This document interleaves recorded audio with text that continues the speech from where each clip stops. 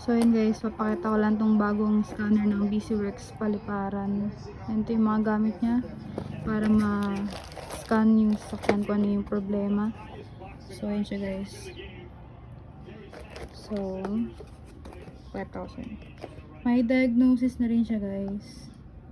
And meron mga kada bansa Europe, America, Asia. So may Isuzu, Toyota, and Kia guys, and Mazda. So may Australia, may China guys, and may Hunt Faction, SAS suspension, oiler set, throttle, tsaka sa keys guys, and ABS, and sa battery guys, injector. So marami na rin siya guys.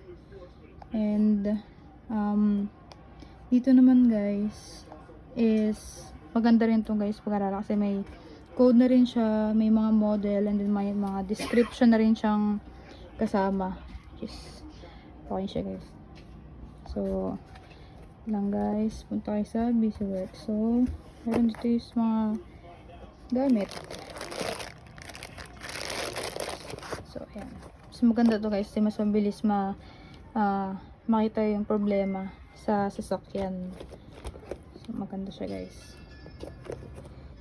So yan.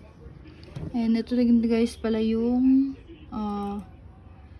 YouTube channel. So subscribe kayo guys. Search natin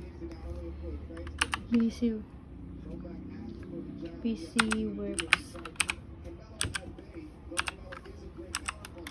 Paliparan.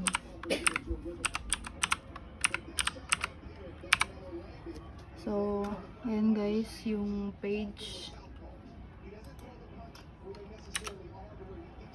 So ayan guys, subscribe na rin kayo dito guys.